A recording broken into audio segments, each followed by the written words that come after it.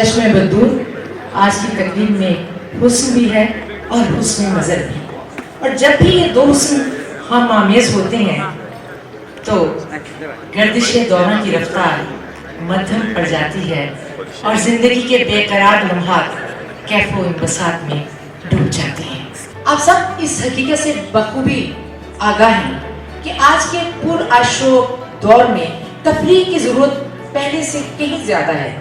इसलिए तफरीह फराहम करने वाले हसास तबके को नजरअंदाज नहीं किया जा सकता, जो कि मुआशरे को दिल नवाज तफरीह फराहम करने के साथ साथ सारी दुनिया के गोशे गोशे में अपनी मशरक़ की रवायात और कल्चर को आम कर रहे हैं, फरोग दे रहे हैं। बहुत कम लोग होते हैं जो इन फनकारों के हकूक और इनके जज्बात की कदर करते हैं।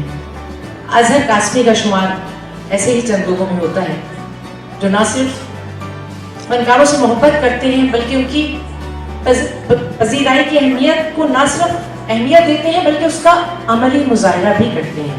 मैं अपनी आज की तकरीब के मेहमान खुसूसी जनाब नासिर हुसैन शाह, जो कि एक नहीं चार वजारतों के वजीर हैं।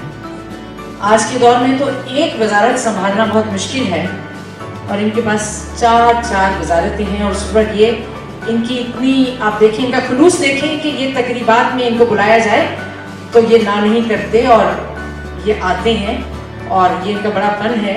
और मैं इनकी बड़ी शुक्रगुजार हूँ कि ये गर्दिश दौरा को टाल कर और अपनी मसरूफियात में से वक्त निकाल कर यहाँ आए।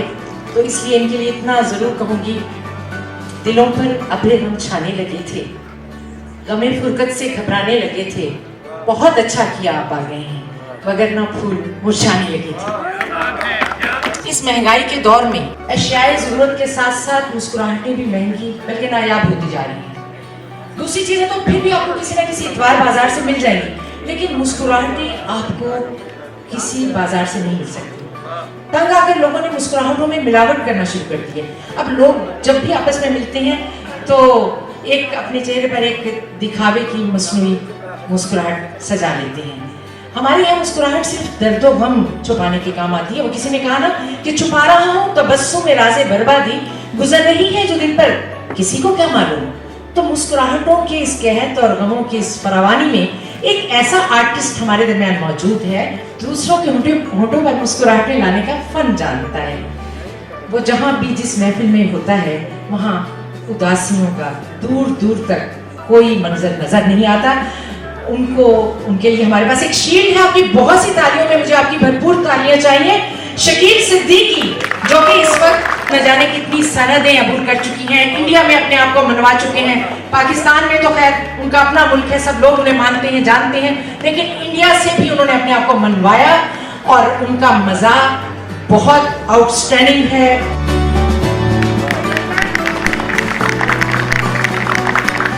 कंदील साहिबा ने कहा कि फूल मुरझा जाएंगे, लेकिन ये जो फूल है ये मुरझाने वाले फूल नहीं है, ये हमेशा सदा खिले रहेंगे और ये कंदील भी बुझने वाली नहीं है।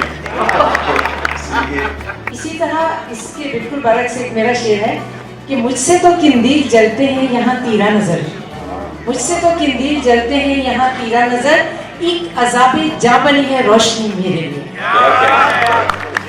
बहुत शुक्रिया आपका। केक काटने जा रहे हैं तो ये केक इंशाल्लाह 20वां कट रहा है और हम उम्मीद करते हैं कि 25वां भी काटेंगे। हैप्पी बर्थडे टू यू ए जी, हैप्पी बर्थडे टू यू ए जी। ये सच है कि इस दुनिया में इंसान जिस चीज के बारे में सबसे ज्यादा सोचता है वो खाना ही है। ये दुनिया का वाहिद काम है जो वो सारी जिंदगी करता है मगर उकताता नहीं है। अगर उकता जाए तो समझ लें या वो बीमार है और या आशिक है। बहुत बदकिस्मत होता है जिसके पास भूख में खाना ना हो, और वो शख्स उससे भी ज्यादा बदकिस्मत होता है जिसके पास खाना तो हो मगर भूख ना हो। A delicious dinner is waiting for you. Please come on, all the guests. मुझे तो अब शुबा होने लगा है कि एजी भाई इंसान है या फरिश्ते। यकीन करें, मैं तो गौर से देख रही हूँ। आप इंसान है ना?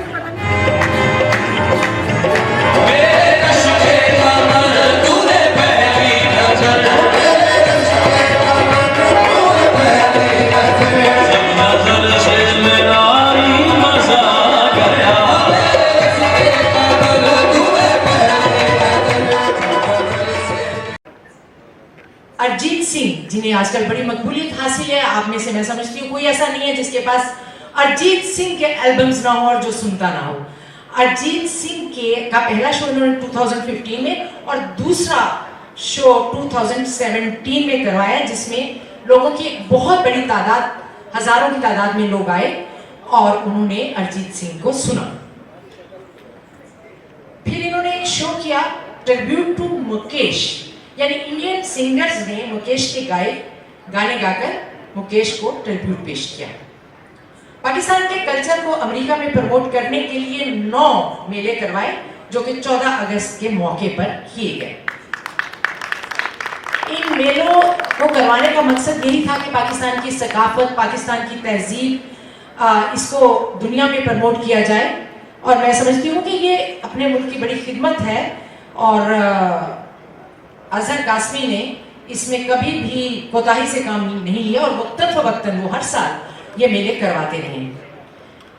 2015 में इन्होंने एक बड़ा मुनफरिद इंडियन शो करवाया, जो इससे पहले शायद आपने भी कभी ना देखा हो, ना टीवी पे देखा हो। अनुपम खेर और गुप्ता मेहरा का एक शो था जिसका मौजू था मेरा वो मतलब नहीं था। 3 घंटे के इस शो को 4000 लोगों ने देखा और इस शो का कंटेंट इतना पावरफुल था और अदाकारों की अदाकारी इतने अरूज पे थी कि इस एक स्टेज शो में लोगों को रुलाया भी और हंसाया भी। उसके बाद जनाब इन्होंने हंसराज का एक सोलो शो करवाया, फिर एक इंडियन आर्टिस्ट और एक पाकिस्तानी आर्टिस्ट को लेकर दोस्ती मिला के नाम से एक खूबसूरत शो करवाया, जिसका मकसद यही था कि पाकिस्तान और इंडिया के दरमियान जो दोस्ती है उसका रिश्ता मजबूत होना चाहिए। पाकिस्तान से इसमें आए थे आरिफ लाहौर और इंडिया से शमूलियत की कैलाशनी, इन दोनों ने मिलकर वहां एक बड़ा खूबसूरत शो किया। इंडियन और पाकिस्तानी क्रिकेट टीम के T20 सीरीज के 2 मैच भी पाकिस्तानी आर्टिस्टों के साथ जो इन्होंने सोलो शोज किए, उसमें सुहेल नजमी, जमान जकी ताजी, हुमैरा चन्ना, हुमैरा अरशद, आतिफ असलम, अली जफर, आमिर सलीम, तरन्नुम नाज, जवाद अहमद, वारिस बेग, तहसीन जावेद, अरशद महमूद, सुहेल राना, आमिर सलीम और बहुत से, और वो है सलमान खान शो, जिसमें पाकिस्तानी, इंडियंस और वहाँ जो उर्दू समझने वाले मौजूद कि इनकी पिछले सालों में जो भी अचीवमेंट हुई। और यहाँ पे भी आज का प्रोग्राम करने का उनका जो मकसद था वो ये था कि भले वो अमेरिका में रहते हैं लेकिन उनका दिल पाकिस्तान में धड़कता है, उनकी ख्वाहिश थी। तो हम मुबारक देते हैं आप सबकी तरफ से अजहर कासमी को आज एजी एंटरटेनमेंट की 20वीं सालगिरह पर।